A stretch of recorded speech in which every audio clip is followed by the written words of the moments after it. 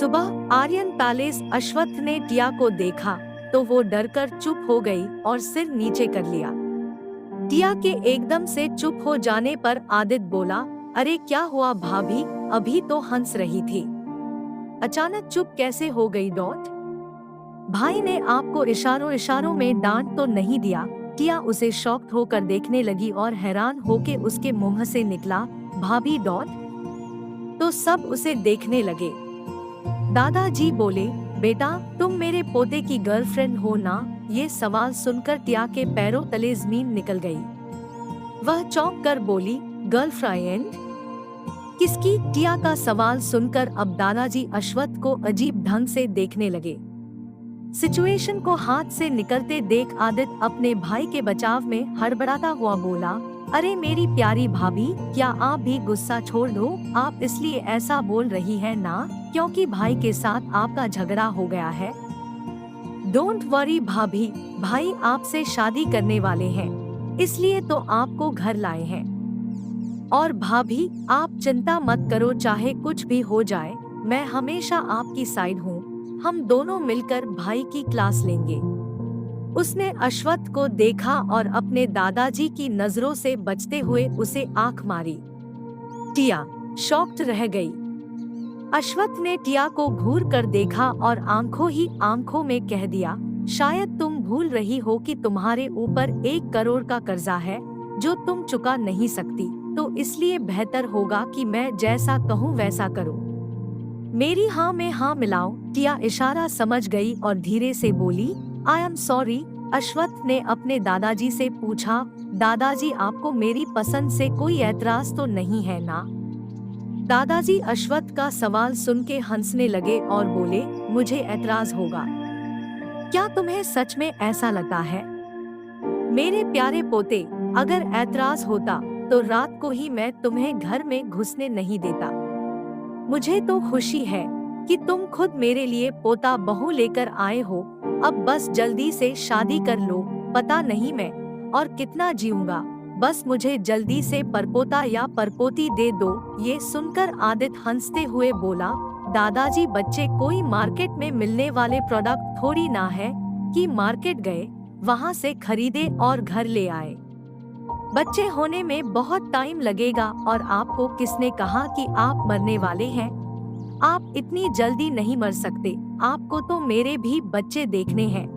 In fact हम सबके बच्चे देखने हैं। आदित्य की बात को आगे बढ़ाते हुए प्रत्युष बोला, और नहीं तो क्या दादाजी, आप भी हमेशा सेंटी हो जाते हैं। कम से कम आपको 200 साल और जीना है। अपने पोतों और बाकी सब की बात सुनकर दादाजी के चेहरे पर मुस्कुराहट आ गई और वो बोले, अगर चाहते हो कि मैं 200 साल और जीऊं तो मेरे पोते से बोलो मेरी पोता बहू से शादी कर ले।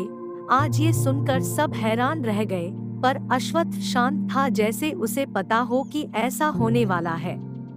दादाजी अश्वत्थ को देख के बोले, मैंने पंडित जी से बात की है, वह बता रहे थे कि आज का दिन बहुत शुभ है। ये सारी बातें सुनकर टिया हक्की बक्की रह गई। टिया सोचने लगी, शादी? ये हो क्या रहा है मेरे साथ? भगवान आप क्या चाहते हो? मेरी शादी? उसका शरीर ऊपर से नीचे तक कांपने लगा। अश्वत्थ ने उसकी हालत भांप ली और टेबल के नीचे से उसका थर-थर कांपता हाथ टाइटली पकड़ लिया, लेकिन इससे फायदा कम नुकसान ज्यादा हुआ। अश्वत्थ के उसे छूते ही उसके अंदर मानो करंट दौड़ गया हो, उसकी घबराहट बढ़ती ही जा रही थी। अश्वत्थ ने उसे धीरे से बोला, शांत हो जाओ, इतना क्यों कांप रही हो? मैं कौन सा तुम्हारी बलि चढ़ा रहा हूँ?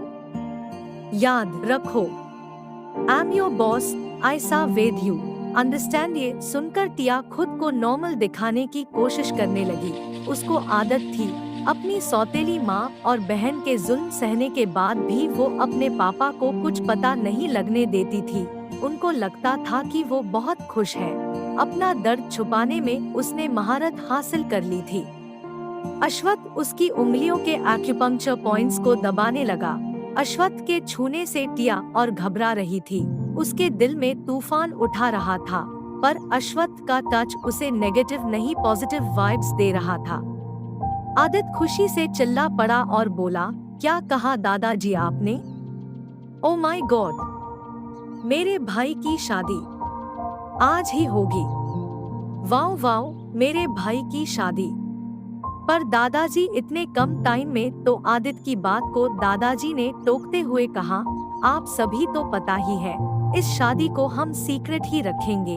मेरे पोता बहू को नुकसान पहुंचाने वाले बहुत हैं और मैं ऐसा कुछ नहीं चाहता। ये सुनकर अश्वत्थ ने दादाजी को समझने की कोशिश की।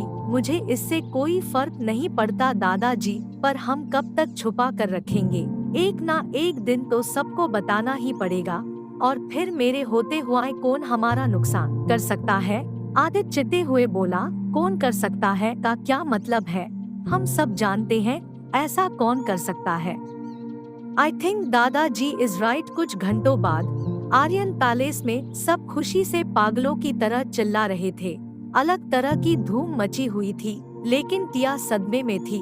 उसे यकीन नहीं हो रहा थे कि उसकी शादी हो गई थी।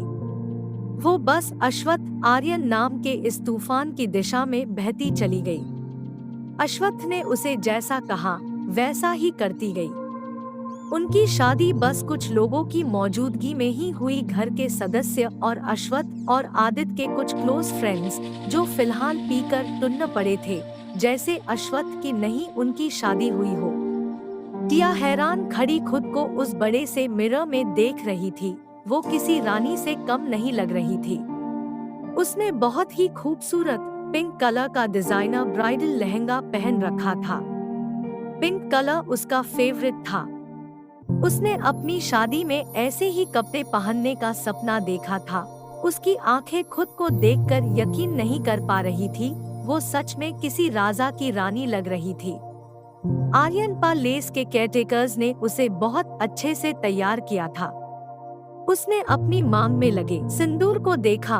उसे शादी का वक्त, अश्वत्थ का मांग में सिंदूर भरना, फिर फेरे, सब याद आ रहा था। उसने अपने गले में पहने मंगलसूत्र को देखा। वो इस तरह से डिजाइन किया गया था कि कोई कह नहीं सकता था कि वो मंगलसूत्र है। वो एक तरह का डिजाइनर पतली चेन का नेकलेस था। उसमें AA का सिंबल था। वो बहुत ही प्यारा और खूबसूरत था। वो ध्यान से उस मंगलसूत्र को देख रही थी। वो बोली, AA मीन्स? सर का नाम क्या है? और सोचने लगी। तभी अश्वत्थ बाथरूम से नहाकर बाथरोब पहनकर बाहर आया और बोला, AA मीन्स अश्वत्थ। आर्यन तो टिया आवाज सुनकर डर गई और हड़बड़ा कर वहीं गिर पड़ी। उसने सिर उठाकर अश्वत्थ को देखा, जो अपने बालों को सुखाते हुए उसे अजीब नजरों से देख रहा था। वह बोला, इतना डरने की जरूरत नहीं है। तुम्हारे साथ मैं कोई जबरदस्ती नहीं करने वाला। तुमसे शादी करने का मेरे पास एक सॉलिड रीजन है, और जैसा कि मेरा तुम पर 1 करोड़ का कर्ज है, तो तुम वही करोगी जो मैं कहूँगा। समझी? तो टिया ने जल्दी से हाँ में सिर हिलाया। अश्वत्थ बोला, तुम कुछ बोलती क्यों नहीं? हमेशा ऐसे गूंगी बहरी की तरह रिएक्ट करती रहती हो। तो टिया डरते हुए बोली, जी मैं समझ गई। तो अश्वत्थ कड़क होके बोला, चलो मैं तुम्हें क्या करना है वो समझाता हूँ। उसने टिया का आर्म पकड़ लिया और उसे खड़ा किया। टिया तो डर के मारे कांप रही थी। अश्वत्थ ने उसे सोफा पर बिठाया और खुद भी बैठ गया। तुम्हें मेरी सारी बात माननी पड़ेगी, और जाहिर सी बात है कि अब तुम मेरी वाइफ हो तो तुम्हें पता तो होगा ना वाइफ के काम। टिया बोली, हाँ, और अपने उसी कड़क अंदाज में बोला, मैंने तुम्हारे कॉलेज के डीन को तुम्हारी 2 हफ्ते की लीव एप्लीकेशन दे दी है। और एक बात अच्छे से अपने छोटे से दिमाग और दिल में उतार लो, तुम मेरी हो। अगर तुमने मुझे धोखा देने या मुझे छोड़कर जाने की सोची भी, तो मैं खुद भी नहीं जानता कि मैं तुम्हारे साथ क्या करूँगा। एंड डोंट वरी, तुम्हारी फैमिली की तरह यहाँ पर कोई तुम्हारे साथ मिसबिहेव नहीं करेगा। अश्वत्थ टिया को आगे कैसे जीना है, उसके सारे रूल्स एंड रेगुलेशंस बताना गया, और टिया बस हाँ बोलती चली गई। उसके अलावा वो बोल भी क्या सकती थी। अगली सुबह आर्यन पैलेस, सुबह का सूरज चढ़ आया थे, पर टिया अब भी सुकून से सो रही थी। अश्वत्थ सोफा पर बैठा अपने लैपटॉप पर काम कर रहा था। एक हाथ में कॉफी का कप था और एक हाथ की उंगलियां लैपटॉप के कीबोर्ड पर चल रही थी। कॉफी टेबल पर कुछ फाइल्स रखी थी। तभी टिया ने करवट बदली और उस रूम की सन्नाटे को चीरती हुई आवाज आई, धड़ामम। उसके बाद एक और आवाज आई। आवाज टिया के दर्द में चीखने की थी, आह। उसकी चीख सुनकर सब भागकर आए पर डोर के पास रुक गए। अब्रम बोला, अरे अब तो अश्वत्थ की शादी हो गई है, ऐसे ही मुंह उठाए अंदर नहीं जा सकते। ऐसे जाना मतलब उनकी प्राइवेसी को डिस्टर्ब करना होगा। ओहस बोला, आई थिंक ये चीख किसी और मामले की है। रचित हंसते हुए बोला, तुम्हें बड़ा पता है, खुद तो सिंगल पड़े हो। हम सबको पता है वो अनरोमांटिक आदमी है। आज से पहले कभी उसकी लाइफ में कोई लड़की नहीं रही है, तो खाक कुछ करेगा, उसे ये भी सीखना पड़ेगा। ओहस बोला, मत भूलो तुम भी तो सिंगल हो, और हंसने लगा। कल तक कुंवारी टिया आज अश्वत्थ इहित आर्यन की पत्नी बन चुकी थी। 11 करोड़ का यह कर्ज उसे बहुत भारी पड़ने वाला था। आखिर क्यों करी है अश्वत्थ ने यह शादी? कौन सा खतरनाक देवता खेल खेल रहा है मौत का देवता?